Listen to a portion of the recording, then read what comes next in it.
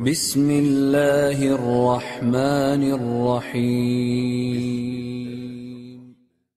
إن الحمد لله نحمده ونستعينه ونستغفره ونعوذ بالله من شرور أنفسنا ومن سيئات أعمالنا. من يهده الله فلا مضل له ومن يضلل فلا هادي له. وأشهد أن لا إله إلا الله وحده لا شريك له وأشهد أن محمدا عبده ورسوله صلى الله عليه وعلى آله وصحبه ومن اهتدى بهداه واستنى بسنته إلى يوم الدين. يا أيها الذين آمنوا اتقوا الله حق تقاته ولا تموتن إلا وأنتم مسلمون. يا أيها الناس اتقوا ربكم الذي خلقكم من نفس واحدة وخلق منها زوجها وبث منهما رجالا كثيرا ونساء واتقوا الله الذي تساءلون به والأرحام إن الله كان عليكم رقيبا. يا أيها الذين آمنوا اتقوا الله وقولوا قولا سديدا يصلح لكم أعمالكم أعمال الدنيا والآخرة يصلح لكم أعمالكم ويغفر لكم ذنوبكم ومن يطع الله ورسوله فقد فاز فوزا عظيما. أما بعد فإن أصدق الحديث كتاب الله وخير الهدي هدي محمد صلى الله عليه وسلم وشر الأمور محدثاتها وكل محدثة بدعة وكل بدعة ضلالة. أيها الإخوة الكرام، أوصيكم ونفسي بتقوى الله فإنها مفتاح السعادة في الدنيا والآخرة. أوصيكم ونفسي بتقوى الله تعالى فإنها مفتاح السعادة في الدنيا والآخرة. La première des choses que je vous recommande ainsi qu'à moi-même est de se préserver du châtiment d'Allah subhanahu wa ta'ala, car elle est la clé du bonheur en ce bas monde et dans l'au-delà. أيها الإخوة الكرام، قد تحدثنا في خطب سابقة عن منزلة الحكم بما أنزل الله في شرعنا الحنيف، وتحدثنا عن منزلته في توحيد أو في توحيد الربوبية. ولتفهموا أو لنفهم أهمية هذا الموضوع وخطورة الخلط فيه والتلبيس أو اللبس فيه، أقرأ عليكم ما قاله الشيخ عبد الرحمن ابن حسن آل الشيخ، وهو حفيد الشيخ محمد بن عبد الوهاب رحمه الله تعالى. يقول عن زمانه عن أثر غياب المفاهيم الصحيحة في الواقع المعاصر، سواء كان واقعهم أو واقعنا. يقول: فإذا كان العلماء في وقتنا هذا وقبله في كثير من الأمصار ما يعرفون من معنى لا إله إلا الله إلا توحيد الربوبية، هذا في عصره، كمن كان قبلهم في عصر شيخ الإسلام ابن تيمية رحمه الله وابن رجب، اغتروا بقول بعض العلماء من المتكلمين أن معنى لا إله إلا الله القادر على الاختراع، أي القادر على أن يخلق من غير مثل سابق. Donc le Cheikh Abdurrahman ibn Hassan, le fils de Muhammad ibn Abdel Wahhab rahimahullah, dit au sujet de la mauvaise compréhension des réalités religieuses et les conséquences néfastes qu'ils ont sur la vie de tous les jours. Car nous avons parlé dans les khutab précédentes au sujet du hukm, du jugement par la loi d'Allah, et son lien avec la religion d'Allah subhanahu wa ta'ala, avec les formes d'unicité. Et afin de comprendre que la confusion à ce sujet-là amène à de graves conséquences, je vais lire les paroles de Cheikh Abdurrahman, qui était le petit-fils de Cheikh Mohammed ibn Abdel Wahhab, rahimahullah, au sujet de son époque. Et ce à quoi ça a mené, la mauvaise compréhension et la confusion, et ne pas bien comprendre l'unicité d'Allah, et ne pas bien comprendre les réalités religieuses, à quoi ça mène. Il dit, si les savants de notre époque, jusqu'à l'époque, et précédemment, pas qu'à leur époque, et précédemment, sur toutes les terres, ne connaissent du sens de la ilaha illallah que le tawhid dans l'unicité d'Allah subhanahu wa ta'ala. Comme ceux qui étaient avant eux, à l'époque d'Ibn Taymiyyah rahimahullah et d'Ibn Rajab al-Hanbali, ils ont été trompés par la parole de certains mutakallimin. Qui sont les mutakallimin? Al-mutakallimun ou ahlul kalam sont ceux qui prennent des introductions et des bases rationnelles pour déterminer les sujets religieux. هم الذين ينطلقون من مبادئ عقلية ليثبتوا المسائل أو الأحكام العقدية. Donc, al-mutakallimun, ils ont dit que le sens de la ilaha illallah, c'est que d'être convaincu qu'Allah subhanahu wa ta'ala est le seul capable de créer sans un exemple précédent, sans un modèle précédent. Donc ils ont compris ça de la ilaha illallah. Et les savants de l'époque de Cheikh Mohammed ibn Abdel Wahhab, qui lui ont déclaré la guerre, qui ont été hostiles vis-à-vis de lui, c'est ce qu'ils comprenaient du sens de la ilaha illallah. Et combien sont nombreux ceux qui comprennent ça aujourd'hui du sens de la ilaha illallah? Comme Jama'at al-Tabligh qui te disent, le sens de la ilaha illallah, huwa al-ikhraj al-yaqin. Al-yaqin fi al-makhluqat min al-qalb wa idkhal al-yaqin fi Allah wahdahu la sharika lahu. Ka'anna hadha huwa at-tawhid. Bal hadha huwa tawhid al-rububiyyah wa laysa tawhid al-uluhiyyah. Comme Jama'at al-Tabligh aujourd'hui qui disent que le sens de la ilaha illallah est de faire sortir toutes les mauvaises certitudes, toutes les certitudes dans les créatures du cœur et de laisser la certitude dans le créateur des cieux et de la terre. C'est tout. Mais cette action qui est de faire sortir ces certitudes-là dans les créatures et ne pas s'en remettre aux créatures, c'est du tawhid dans quoi ça? C'est une forme de tawhid, c'est pas tout le tawhid.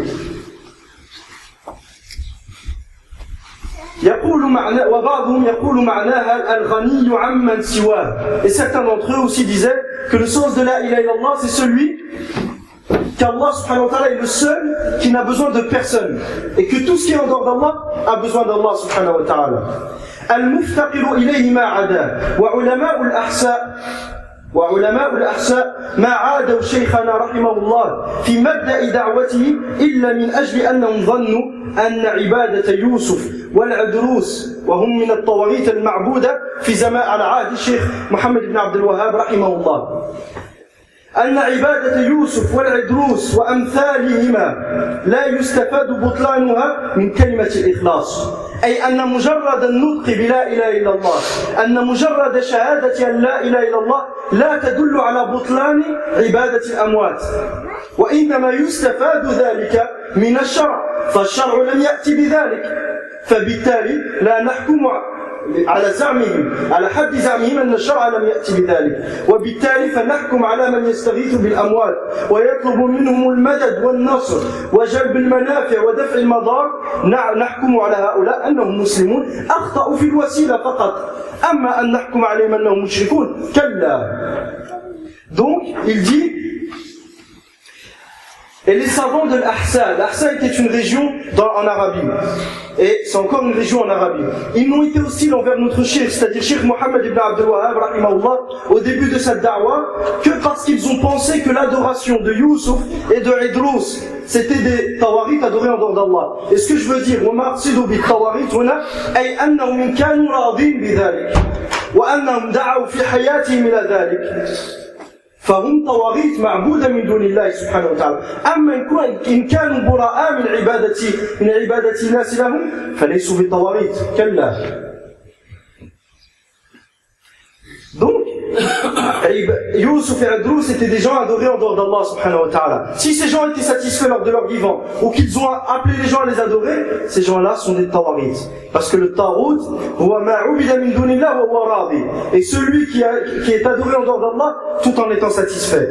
Donc les savants de l'Ahsa ont pensé que l'adoration de Youssouf et d'Idrous et de leurs semblables ne peut pas être puisée et ne peut pas être comprise à partir de du simple témoignage de la ilaha illallah.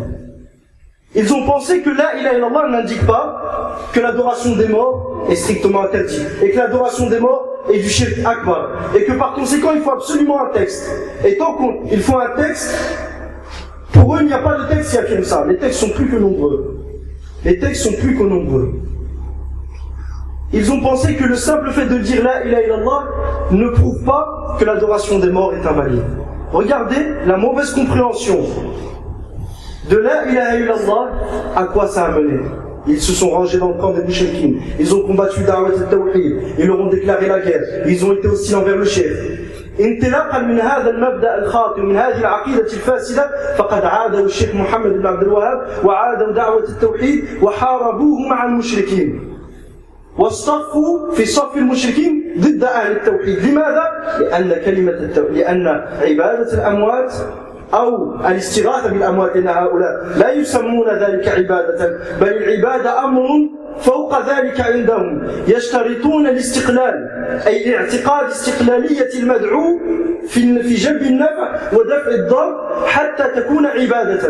أما مع عدم اعتقاد الاستقلالية في المدعو فلا تكون عبادة عندهم. وهذا الذي كان عليه العلماء الذين عادوا الشيخ محمد بن عبد الوهاب رحمه الله تعالى، وما أكثرهم اليوم من علماء الأزهر وغيرهم الذين يعتقدون أن صرف العبادة لغير الله سبحانه وتعالى لا تكون عبادة أصلا، وبالتالي لا يكون شركا إلا إن اعتقدت استقلالية المعبود، أي أن هذا المدعو له قدرة استقلالية على جلب النفع ودفع الضر. أما إن لم تعتقد ذلك فقد أخطأت في الوسيلة فقط، وبعضهم قد يزين لك ذلك. وهؤلاء هم أتباع داود بن جرجيس الذي أعلن الحرب على دعوة التوحيد على عهد تلاميذ الشيخ محمد بن عبد الوهاب رحمهم الله تعالى. Ces gens qui avaient mal compris le sens de la ilaha illallah, pour eux l'adoration c'était quoi?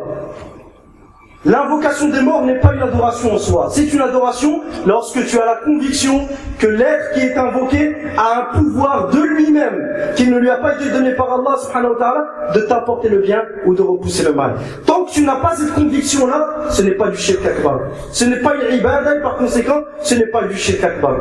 Et c'était la aqida qui était propagée à l'époque de Cheikh Mohammed ibn Abdel Wahhab rahimahullah ta'ala. Et c'est la aqida des savants de l'Azhar aujourd'hui, et c'est la aqida d'un grand nombre de gens aujourd'hui, qui pensent que les actes voués à autre qu'Allah subhanahu wa ta'ala et qui lui sont spécifiques, comme les du'a, comme le dhabh et autres, comme le sacrifice et autres, ne sont du shirk et ne sont une ibadah que s'ils sont accompagnés de la conviction que l'être que tu as invoqué, il a un pouvoir de lui-même de te donner le bien et de repousser le mal. Mais si tu penses qu'Allah subhanahu wa ta'ala lui a donné ce pouvoir-là, c'est pas du shirk. أما إن اعتقدت أن الله عز وجل أن هذه هبة من الله، أي أن الله ملكه، أن الله سبحانه وتعالى ملكه القدرة على التصريف في الكون أو على علم الغيب أو غير ذلك، فهذا ليس شركا عندهم.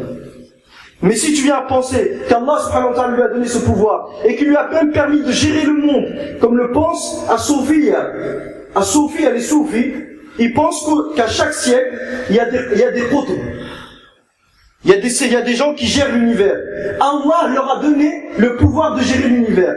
أي أن هؤلاء الأقطاب قد أعطاهم الله سبحانه وتعالى القدرة في التصريف في التصرف في الكون، وأنهم يتصرفون كيفما شاءوا وإذا ما شاءوا. Donc, selon eux, Allah subhanahu wa ta'ala leur a donné le pouvoir. Et par conséquent, وبالتالي يتعلق الخلق بهم ويخافونهم خوف السر ويرجونهم الرجاء الذي يكون شركا أكبر ويتوكلون عليهم فيما لا يقدر عليه إلا الله سبحانه وتعالى. وكل ذلك انطلاقا من مبدأ فاسد ألا وهو أن العبادة لا تكون عبادة إلا باعتقاد استقلالية المدعو أو الذي يخاف أو المرجو أو غير ذلك. Tout ceci sur base d'une mauvaise conception, d'une erreur dans la compréhension de l'adoration, qui est que aucun acte ne peut être une ibada, la peur ne peut être une adoration, la confiance ne peut être une adoration, les doigts ne peuvent être une adoration, les sacrifices ne peuvent être une adoration que si tu as la conviction que l'être qui est invoqué et adoré en dehors d'Allah subhanahu wa ta'ala a le pouvoir de lui-même de te faire du bien et du mal. Et imaginez la conséquence néfaste de penser qu'il y a des gens qui gèrent l'univers et qui sont au-dessus du monde et qui décident de ce qui va se passer et qu'Allah subhanahu wa ta'ala leur a donné le pouvoir. Quelle est la conséquence de ça? C'est que les créatures vont s'attacher à elles. Et ils vont avoir peur d'eux comme on a peur d'Allah. Et ils vont les aimer comme on aime Allah. Et ils vont s'en remettre à Allah, à eux, comme on s'en remet à Allah subhanahu wa ta'ala. وهذا عين الشرك. Et ceci est le shirk en soi. قال تبارك وتعالى ومن الناس من يتخذ من دون الله أندادا لم يقل يعبدونهم قال يحبونهم كحب الله. Allah subhanahu wa ta'ala nous dit, et parmi les gens il y en a qui prennent en dehors d'Allah des égaux. Il n'a pas dit il les adore. Il a dit il les aime comme on aime Allah, car l'amour c'est la base de l'adoration. فتعلق القلب بغير الله سبحانه وتعالى فيما لا يقدر عليه إلا الله هو الشرك بحد ذاته وهو الشرك بعينه وهو العبادة بذاتها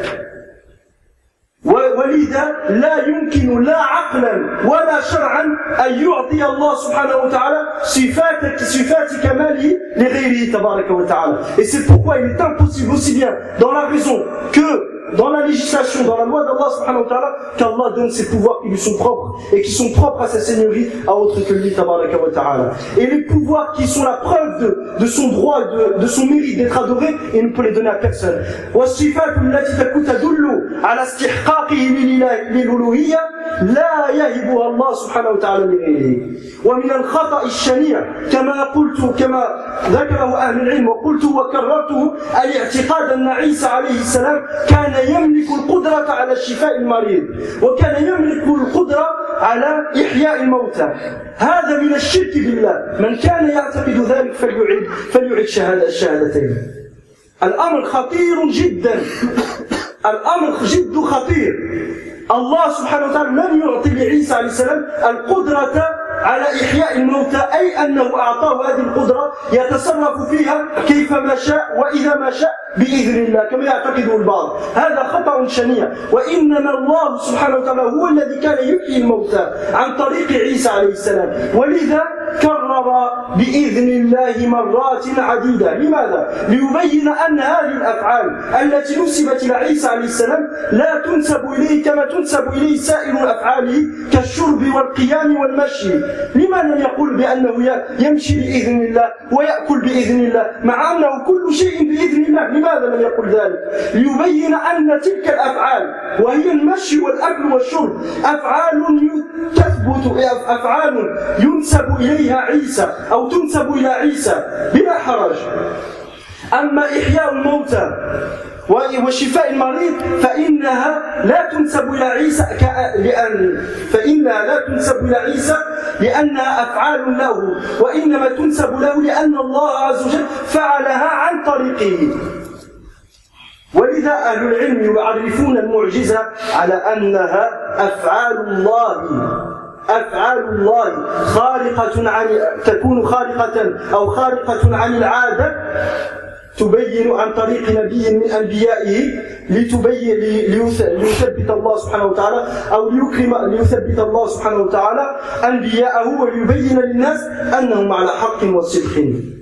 Donc les actions de Isa, je l'ai dit et je le répète, les actions qui ont été attribuées à Isa alayhi salam ne sont pas les actions de Isa, comme le fait de donner la vie aux morts ou de guérir les malades. Isa, c'est Allah subhanahu wa ta'ala qui faisait ça à travers Isa. Et c'est pour ça qu'Allah nous dit وَأُحْيِي الْمَوْتَى بِإِذْنِ اللَّهِ, et je redonne vie aux morts par la permission d'Allah. وَأُبْرِئُ الْأَكْمَهَ وَالْأَبْرَصَ بِإِذْنِ اللَّهِ, et je guéris le lépreux. Et je guéris le lépreux par la permission d'Allah subhanahu wa ta'ala. Pourquoi il répète par la permission d'Allah? Pour montrer que ces actions ne sont pas les siennes, mais c'est les actions qu'Allah subhanahu wa ta'ala fait par son biais. Car Isa alayhi salam marchait, transmettait le message. وَأُنَبِّئُكُمْ بِمَا تَأْكُلُونَ وَمَا تَدَّخِرُونَ فِي بُيُوتِكُمْ. لماذا لم يقل بإذن الله؟ لماذا لم يقل بإذن الله هنا؟ Et puis lorsqu'il a dit, et je vous informe de ce que vous cachez chez vous, je vous informe de ce que vous mangez, ce que vous devez manger. Pourquoi il n'a pas dit par la permission d'Allah? Alors que c'est par la permission d'Allah qu'il le fait. Lorsqu'il les a informés de ça, pourquoi il n'a pas dit par la permission d'Allah? Car ce n'est pas un acte spécifique à Allah subhanahu wa ta'ala. Il y a donc une différence entre les actes spécifiques à Allah, comme le fait de redonner la vie aux morts, de guérir les malades, de te sauver lorsque personne t'entend. Il n'y a qu'Allah qui peut faire ça. Lorsque tu es en difficulté, t'invoques Allah. Lorsque tu as des problèmes, t'invoques Allah subhanahu wa ta'ala. Lorsque tu es seul et que tu invoques autre qu'Allah, tu invoques un saint parce que tu penses qu'il gère le monde, tu as associé à Allah, tu l'as mis à l'égal d'Allah subhanahu wa ta'ala. Le seul qui mérite d'être invoqué, alors que tu ne le vois pas, c'est Allah subhanahu wa ta'ala.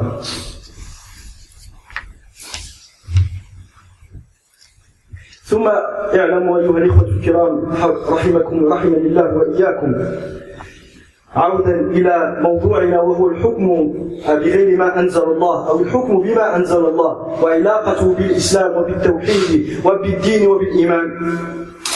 يعني في هذه المقدمة بينا خطورة انحراف المفاهيم في هذه المسألة. Donc dans cette introduction, nous avons montré le danger de se tromper et de la confusion dans ce sujet. Maintenant, nous allons revenir à notre sujet principal. يقول ابن القيم رحمه الله تعالى يقول ابن تيمية رحمه الله تعالى فالإسلام يتضمن الاستسلام لله وحده فمن استسلم له ولغيره كان مشركا. Ibn Taymiyyah rahimahullah ta'ala dit, l'islam comprend la soumission à Allah seul. Celui qui se soumet à Allah et qui se soumet à autre qu'Allah sera un mushrik. Pas comme le prétendent certains. بعض الناس يقول أن من ينتسب إلى الإسلام إن استسلم لله واستسلم لغيره جهلا فإنه يبقى في دائرة المسلمين وهو أخ لنا له من الحقوق ما لنا بل المسلمين وعليه ما على المسلمين وهذا افتراء على الله عز وجل. من استسلم لغير الله كما يستسلم لله سبحانه وتعالى لا يكون أخا لنا أبدا. والقول في بالعذر بالجهل في هذه المسائل خطأ شنيع وبدعة كفرية. بدعة كفرية ليس الأمر بالسهل. Ibn Taymiyyah rahimahullah dit donc, celui qui se soumet à Allah, l'islam comprend la soumission à Allah seul. Celui qui se soumet à Allah et se soumet à autre que lui sera un associateur. Contrairement à ce que disent certains lorsqu'ils disent qu'une personne qui s'appelle à l'islam, s'il se soumet à Allah et il se soumet à autre qu'Allah par ignorance, il restera notre frère en islam.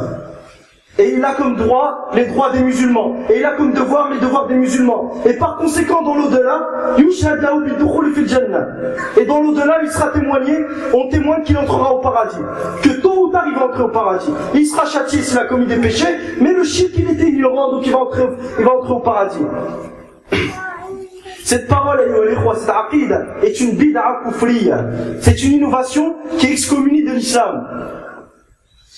الشيخ محمد بن عبد الوهاب رحمه الله إلى ديكوا ماذا قال؟ من لم يكفر المشركين أو شك في كفرهم من لم يكفر المشركين أو شك في كفرهم أو صحح مذهبهم فهو كافر. من هم المشركون الذين يتحدث عنهم الشيخ؟ Qui étaient les مشركين؟ من هؤلاء؟ هم المشركون في زمان لم يكن يتحدث عن اليهود والنصارى فالأمر مفروغ منه. وإنما كان يتحدث عن المنتسبين إلى الإسلام من عباد الأوثان ومن عباد القبور. الشيخ محمد بن عبد الوهاب رحمه الله dans le troisième naqid, il n'y a pas que 10 naqid, il n'y a pas que 10 annulatifs de l'islam. Il y en a beaucoup, il y en a un très grand nombre. Mais ces 10 là, لماذا ذكرت هذه العشر? Pourquoi ces 10 ont été évoqués? Premièrement, لأنها المجمع عليها, parce qu'il y a l'unanimité des savants dessus. ثانيا لأنها أكثر وقوعا بين الناس, parce que c'est celles qui se produisent le plus entre les gens. Qu'est-ce qu'il a dit dans le troisième? Celui qui ne fait pas le takfir des mouchriquines, qui doute de leur kufr, ou qui authentifie, qui dit que leur voile est bien, celui-ci sera mécréant à l'unanimité des musulmans. Il parle de quel mouchriquines? C'était ceux qui étaient présents à son époque, qui adoraient les morts. La chose elle n'est pas simple. On ne peut pas fermer les yeux sur des choses comme ça. Il faut qu'on soit clair là-dessus. والعلة والمناط في تكفير المشرك في كفره من لم يكفر المشركين هي التكذيب ورد النصوص. فمن كان جاهلا يبين له الأدلة من الكتاب والسنة وتزال عنه الشبهة إن كانت ثمة شبهة فإن أصر بعد البيان الواضح الجلي فيكفر ولا كرامة. Celui qui a un doute, ses ambiguïtés, les preuves doivent lui être exposées. كما قال الشيخ سليمان رحمه الله تعالى سليمان ibn Abdillah, qui a été tué par qui? Par Ibrahim Basha, qui a été envoyé par l'Empire ottoman pour arrêter la da'wah de Cheikh Mohammed ibn Abdul Wahhab rahimahullah. Il a été tué puis crucifié. Il a été tué puis crucifié. Pourquoi? Parce qu'à l'époque, لأن في زمانه الدولة العثمانية بعثت وليها على مصر وهو إبراهيم باشا لينهي دعوة التوحيد دعوة التوحيد في النجد، فأتى بجيوش كبيرة لينهي دعوة الشيخ محمد بن عبد الوهاب رحمه الله تعالى، فمر على بعض القرى فدعا أهلها لينضموا إليهم لقتال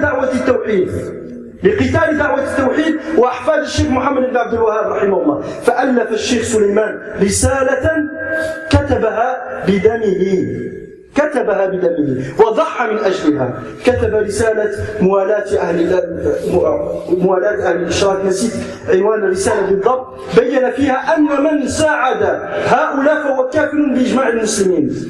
Donc Cheikh Suleiman, rahimahullah, lorsque l'Empire ottoman a demandé à son représentant en Égypte d'attaquer la da'wah de Cheikh Mohammed ibn Abdel Wahhab, rahimahullah ta'ala, il a écrit une risala. Parce que ces armes-là, ils passaient, ils allaient voir les villageois et ils leur demandaient de les rejoindre pour combattre la da'wah de Cheikh Mohammed. Cheikh Suleiman a écrit une risala qu'il a écrit par son sang avant d'écrire par sa plume, parce qu'il est mort juste après. Il a écrit une risala sur le hukm, le statut de celui qui s'allie aux associateurs et qui combat dans leur rang contre les mouchriquins, contre les musulmans. Qui étaient ces associateurs? Ceux qui s'affiliaient à l'islam en Égypte et dans l'Empire ottoman. Il a écrit cette risale en montrant que celui qui les aide contre les musulmans et qui combat dans leur rang contre les musulmans, il est mécréant à l'unanimité des musulmans. Puis à la suite de ça, جيوش المشركين غلبت جيوش التوحيد، وبعد ذلك استولى إبراهيم باشا على النجد وأخذ الشيخ سليمان وقتله وأخذ أباه والشيخ عبد الرحمن بن حسن ونفاه من مصر. Puis à la suite de ça, il a tué Cheikh Suleiman al-Sheikh, qui est le fils d'Abdullah. Abdullah, c'est le fils de Mohammed ibn Abdel Wahhab. Il a pris son père Abdullah et certains de ses petits-enfants, il les a emmenés en Égypte. Et le premier état saoudien s'est terminé. وانتهت دولة التوحيد الدولة السعودية الأولى. Donc le Cheikh Suleiman, rahimahullah ta'ala, il dit فَمَنْ كَانَ شَاكًا فِي كُفْرِهِمْ, celui qui doute de leur kufr, c'est-à-dire des Égyptiens qui venaient pour attaquer la da'wah de Cheikh Mohammed. Il a dit تُبَيِّنْ لَهُ الْأَدِلَّةُ مِنَ الْكِتَابِ وَالسُّنَّةِ. Les preuves du livre d'Allah et de la sunna du prophète sallallahu alayhi wa sallam doivent lui être exposées. فَإِنْ أَصَرَّ وَكَفَرَ, s'il persévère, il devient mécréant. S'il persévère, après l'exposé, il devient mécréant. فَمَنَاطُ كُفْرِ مَنْ لَمْ يُكَفِّرِ الْمُشْرِكِينَ التكذيب ورد النصوص، لأنه إن لم يكن كذلك فما الداعي من ذكر الكتاب والسنة. إن كان من لم يكفر المشركين، إن كان كافرا أصليا لم يفهم معنى لا إله إلا الله أصلا، فما الداعي من ذكر الكتاب والسنة وأدلة الكتاب والسنة؟ لأن من لم يحقق أصل الإسلام فهو مشرك سواء كان جاهلا أو كان عالما. وبيان الأدلة من الكتاب والسنة ما هو إلا زيادة حجة عليه. أكمل كلام الشيخ الإسلام ابن تيمية رحمه الله، يقول فالإسلام يتضمن الاستسلام لله وحده، فمن استسلم له ولغيره كان مشركا، ومن لم يستسلم له كان مستكبرا عن عبادته. Et celui qui ne se soumet pas à Allah subhanahu wa ta'ala, je termine les paroles du Cheikh l'Islam, lorsqu'il dit l'Islam comprend deux choses: la soumission à Allah seul. Celui qui se soumet à Allah et à aucun Allah en même temps sera un associateur, un mushrik, pas un musulman. Et celui qui ne se soumet pas à Allah sera un orgueilleux, qui se sera refusé par orgueil de se soumettre à Allah et d'adorer Allah. وَالْمُشْرِكُ بِهِ وَالْمُسْتَكْبِرُ عَنْ عِبَادَتِهِ كَافِرٌ. Et le mushrik, celui qui est associé à Allah, et celui qui s'enfle d'orgueil face à l'adoration d'Allah sont tous les deux mécréants. وَالْإِسْتِسْلَامُ لِلَّهِ وَحْدَهُ يَتَضَمَّنُ عِبَادَةً وَحْدَهُ وَطَاعَةً وَحْدَهُ. Et la soumission à Allah seul comprend et comporte l'adoration d'Allah seul et l'obéissance à Allah seul. Donc d'adorer Allah seul et de reconnaître le droit d'obéissance absolue à Allah seul. هو الاستسلام يتضمن عبادة الله وحده وطاعته وحده بأن لا تعترف بحق الطاعة المطلقة لغير الله سبحانه وتعالى، وأن لا تطيع أحدا في كفر ولا شرك ولا معصية، فإن أطعته في كفر وشرك فكنت مشركا، وإن أطعته في معصية كنت فاسقا. عافاني الله وإياكم من ذلك، وأقول قولي هذا وأستغفر الله لي ولكم ولسائر المسلمين من كل ذنب فاستغفروه إنه هو الغفور الرحيم.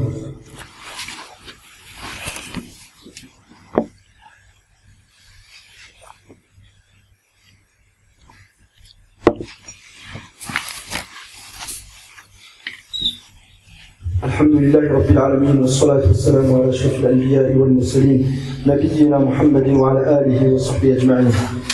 أما بعد، أيها الإخوة الكرام، يقول ابن القيم: وأما الرضا بدينه فإذا قال أو حكم أو أمر أو نهى رضي كل الرضا، أي المسلم يرضى كل الرضا بحكم الله وأمره ونهيه وبقول الله سبحانه وتعالى ولم يبقى في قلبه حرج بقول الله وبحكم الله وبنهيه عن طريق نبيه صلى الله عليه وسلم حيث يقول تبارك وتعالى وما ينطق عن الهوى إن هو إلا وحي يوحى.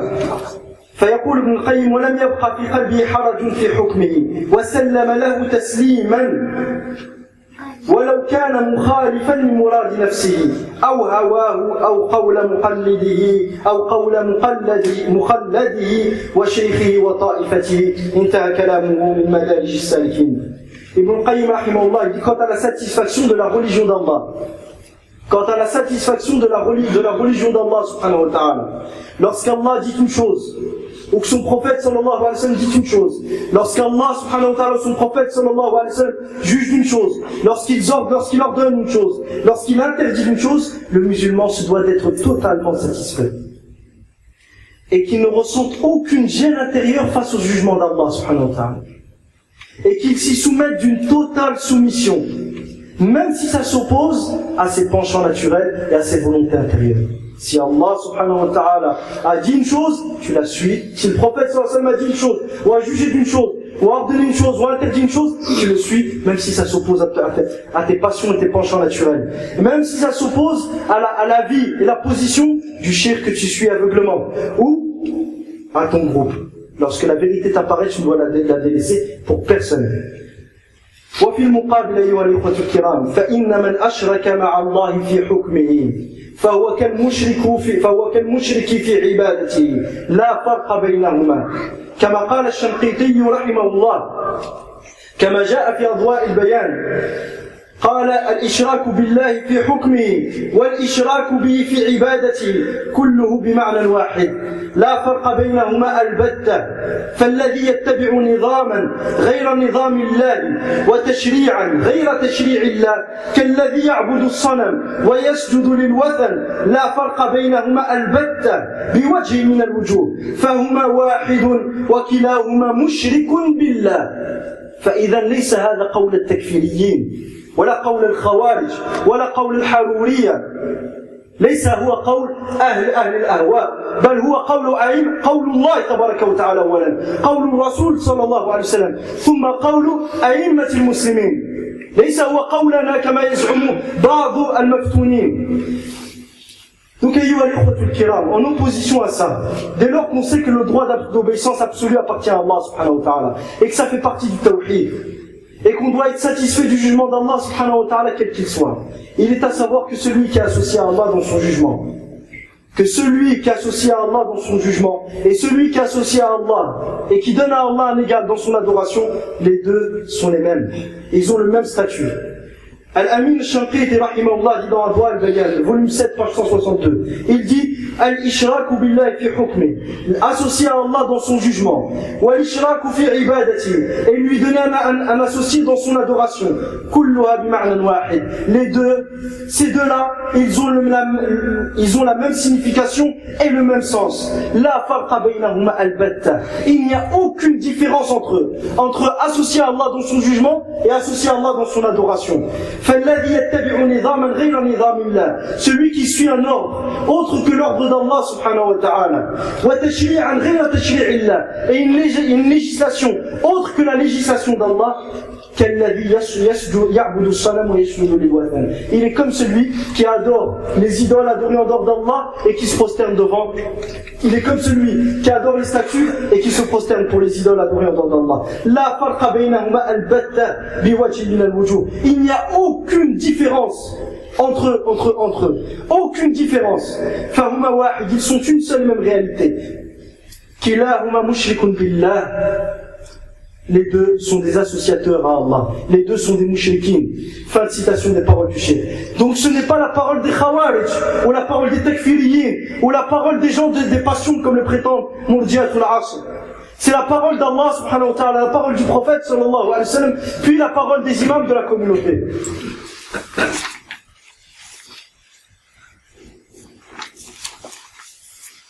ويقول أيضا ويفهم من هذه الآية ولا يشرك في حكمه أحدا أن متبعي أحكام المشرعين غير ما شرعه الله أنهم مشركون بالله. Il dit ensuite, et on comprend de ce verset, le verset dans Surat Al-Kahf, Allah subhanahu wa ta'ala dit, et il ne s'est donné aucun associé dans son jugement. Il dit, on comprend de ce verset, que ceux qui suivent les lois des législateurs contraires aux législations d'Allah, que ceux-là sont des mushrikoun, que ceux-là sont des associateurs, des polythéistes. وهذا مفهوم جاء مبينا في آيات أخرى كقوله في من اتبع تشريع الشيطان في إباحة الميتة بدعوى أنها ذبيحة الله قال تعالى ولا تأكلوا مما لم يذكر اسم الله عليه وإنه لفسق وإن الشياطين لا يوحون إلى أوليائهم ليجادلوكم وإن أطعتموهم أي أطعتموهم في تحريم ما حرم الله وتحريم ما حل الله إنكم لمشركون. نص قرآني قطعي الدلالة فصرح بأنهم مشركون بطاعتهم وهذا الإشراك في الطاعة. Il dit ensuite, cette compréhension a été exposée dans d'autres versets, comme la parole d'Allah subhanahu wa ta'ala au sujet de ceux qui suivent la législation du shaitan lorsqu'il a permis la bête morte, sous prétexte qu'elle est le sacrifice d'Allah subhanahu wa ta'ala. Allah nous dit, et ne mangez pas des bêtes sur lesquelles, et ne mangez pas des bêtes sur lesquelles le nom d'Allah n'a pas été sacrifié. Et certes, ceci est de la perversion, c'est-à-dire que vous outrepasserez les limites qu'Allah a fixées en agissant de la sorte. Et les shayatines, les démons, inspirent à leurs alliés afin qu'ils polémiquent avec vous. Et si vous leur obéissez, c'est-à-dire si vous leur obéissez en permettant ce qu'Allah interdit, qui est la bête morte, si vous leur obéissez, vous serez certes des associateurs. Vous serez certes des associateurs, des polythéistes. Vous serez plus musulmans. Allah subhanahu wa ta'ala a donc clairement exposé que s'ils leur obéissent dans cette législation, en permettant ce qu'Allah interdit, ils seront des associateurs, des polythéistes. وهذا الإشراك في الطاعة واتباع التشريع المخالف لما شرعه الله تعالى هو المراد بعبادة الشيطان في قوله تعالى ألم أعهد إليكم يا بني آدم ألا تعبدوا الشيطان إنه لكم عدو مبين وأن يعبدوني هذا صراط مستقيم. Et cette association dans l'obéissance, ce shirk dans l'obéissance, pas comme certains qui se concentrent sur Ibadat al-Qubur. Je diminue pas la gravité de Ibadat al-Qubur. On en a parlé juste avant dans la première khutbah. Mais certains qui sont très très durs là-dessus. Et lorsqu'on arrive à Ibadat al-Qusur wa shirk fi ta'a, tajidhum sakitin samitin. بل ينشرون الباطل ويدعون إلى الباطل ويحاربون من ينشر الحق ومن يدعو إلى الحق ومن يبين هذا الشرك. Ces gens-là qui aujourd'hui, lorsqu'il s'agit de parler du shirk dans les qubur, dans l'adoration, je diminue pas la gravité de ça. On en a parlé dans la première khutbah. Mais lorsqu'il parle de l'adoration dans le shirk, dans l'adoration des morts, tu les vois très très durs. Et dès qu'il s'agit du shirk dans l'obéissance, tout d'un coup ils sont silencieux, ils n'ont plus rien à dire. Bien plus, ils combattent ceux qui disent la vérité et ceux qui montrent que ceci est du shirk akbar. Il n'y a pas de, le shirk ne se limite pas à l'invocation des morts qui est très très grave. Le shirk est aussi dans l'obéissance d'autres qu'Allah, dans une législation générale, en permettant ce qu'Allah a interdit et en interdisant ce qu'Allah a permis. Même si la personne n'a pas la conviction, même si la personne a la conviction que la loi d'Allah est meilleure. هذا توحيد الربوبية لا ينفعه ولا يسمن ولا يغني من جوع. بل المسلم هو الذي أتى بتوحيد الربوبية مع توحيد الألوهية. قال تبارك وتعالى الذين آمنوا ما معنى آمنوا وما يؤمن أكثرهم بالله إلا وهم مشركون. ما المقصود به وما يؤمن أكثرهم بالله؟ أي كما قال ابن عباس وما يؤمن أكثرهم بأن الله هو الخالق الرازق المدبر وغيره من أنواع توحيد الربوبية. وما يؤمن أكثرهم بالله إلا وهم مشركون في ماذا؟ مشركون في العبادة. نفس الشيء هنا. قال تبارك وتعالى الذين آمنوا أي آمنوا بربوبية الله سبحانه وتعالى ولم يلبسوا إيمانهم بظلم. ما هو الظلم؟ الشرك في العبادة. أولئك لهم الأمن وهم مهتدون. فمن لم يأتي بأصل توحيد الربوبية وتوحيد الألوهية فليس له من الأمن شيء وليس له من الاهتداء شيء. Donc, on disait par rapport à celui qui croit que la loi d'Allah est meilleure que une autre loi, mais dans le même moment, il obéit au shaitan en permettant ce qu'Allah interdit, et il obéit à autre qu'Allah subhanahu wa ta'ala en permettant ce que cet autre en permettant ce que cet autre a permis, et alors qu'Allah a interdit. Il lui obéit et se soumet à sa loi et légifère cette loi dans son pays. Celui qui fait ça, même s'il pense que la loi d'Allah est meilleure, ça ne lui sera d'aucune utilité. Pourquoi? Car il ne suffit pas d'avoir le tawhid dans la seigneurie. Il faut le tawhid dans l'uluhiyya, dans la divinité. Le tawhid dans l'adoration.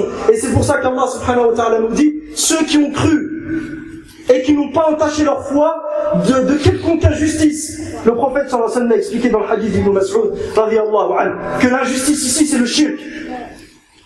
Ceux qui ont cru, qui n'ont pas entaché leur foi d'une quelconque injustice, ceux-là seront en sécurité et ceux-là seront bien guidés. Donc, qu'est-ce qu'il voulait dire par ceux qui ont cru? Ceux qui ont cru, c'est ceux qui ont cru en la seigneurie d'Allah. Comme Allah le dit dans un autre verset, وَمَا يُؤْمِنُ أَكْثَرُهُم بِاللَّهِ, et la plupart d'entre eux ne croient en Allah, c'est-à-dire ne croient en la seigneurie d'Allah, qu'en étant des associateurs, qu'en lui donnant des associés dans l'adoration.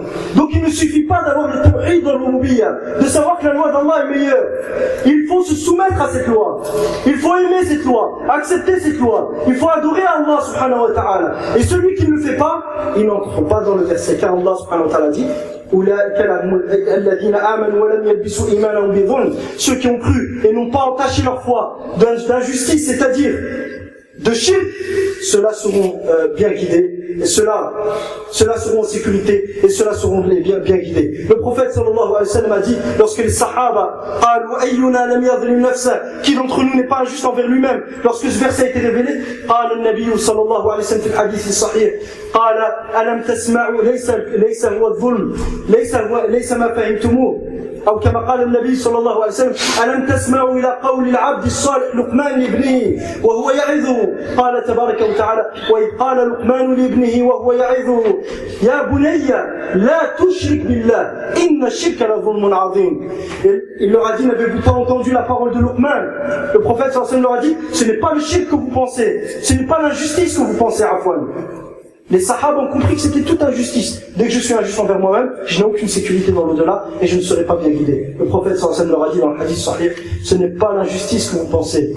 N'avez-vous pas entendu la parole de l'homme sage, Luqman, lorsqu'il a dit à son fils en l'exhortant, Allah subhanahu wa ta'ala nous dit, et lorsque Luqman dit à son père, à son fils, ô mon fils, lorsque Luqman dit à son fils en l'exhortant, ô mon fils, ô très cher enfant, n'associe pas à Allah, car l'association est une énorme injustice. C'est ça la justice dans ce verset. Donc celui qui vient avec tawhid al-uluhiyya, sans tawhid al-uluhiyya, tawhid al-ibada, sa foi ne sera pas valable et son adoration ne sera pas, son tawhid ne sera pas accepté. Donc celui qui est convaincu que la loi d'Allah est meilleure que la loi d'autre qu'Allah, mais dans le même moment, il établit une autre législation que la législation d'Allah, et il juge par une loi générale, l'appliquant à tous les cas de figure, par autre que la loi d'Allah subhanahu wa ta'ala, et impose cette loi, et torture ceux qui lui demandent d'appliquer la loi d'Allah, celui-ci, il n'y a pas de doute que c'est un mushrik. Certes, il a cru au tawhid dans l'uluhiyya, comme les mushrikoun à l'époque du prophète sallallahu alayhi wa sallam, et ceci ne lui sera d'aucune utilité. Okmil au kalam, l'amin shaqiqi rahimahullah ta'ala, fayaqul, et ce shirk dans l'obéissance et dans le suivi d'une autre législation, d'une législation contraire à la législation d'Allah subhanahu wa ta'ala, et ce qui est visé par l'adoration du shaitan. Allah nous a interdit d'adorer le shaitan. Regardez, c'est l'obéissance du shaitan dans ce qu'Allah, en permettant ce qu'il a permis qu'Allah a interdit, et en interdisant ce qu'il a interdit et qu'Allah a permis, cette obéissance est l'objectif et ce qui est visé par l'adoration du shaitan dans la parole d'Allah.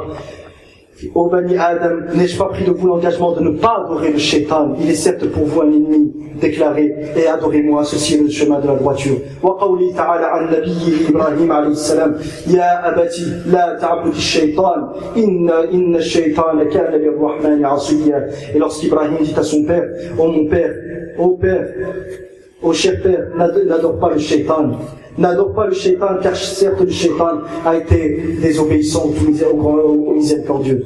Donc on voit qu'ici que l'adoration, c'est quoi? C'est l'obéissance. L'obéissance dans une législation générale, en imposant cette législation et en prenant cette législation à la place de la législation d'Allah subhanahu wa ta'ala, et en permettant ce qu'Allah a interdit, en interdisant ce qu'Allah a permis, est l'une des formes de shirk les plus claires.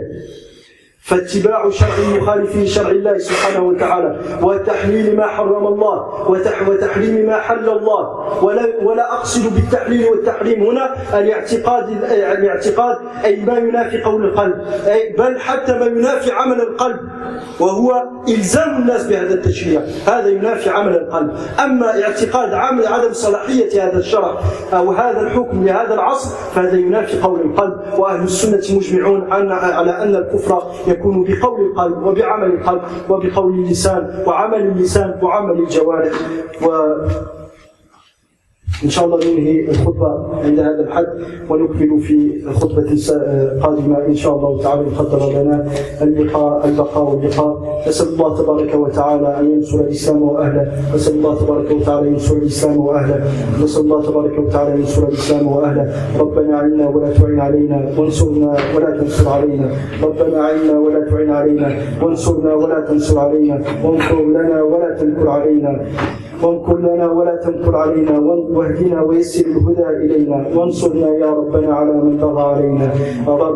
ربنا اجعلنا لك شاكرين، لك ذاكرين، لك راهبين، لك مطواعين، لك مخبتين إليك أواهين منيبين. ربنا تقبل توبتنا واغسل حوبتنا وأجب دعوتنا وثبت حجتنا وسدد ألسنتنا واهد قلوبنا واسلك سخيمة صدورنا. وقوموا لصلاتكم يرحمكم الله. وقبل ذلك لا تنسوا الصلاة على النبي، فإن الله تبارك وتعالى يقول إن الله وملائكته يصلون على النبي يا أيها الذين آمنوا صلوا عليه وسلموا تسليما. فلا بد من الصلاة على النبي صلى الله عليه وسلم، ومن صلى على النبي صلى الله عليه وسلم مرة أو صلاة واحدة صلى الله عليه بها 10. اللهم صل وسلم وزد وبارك على نبينا محمد وعلى آله وصحبه أجمعين. قوموا لصلاتكم.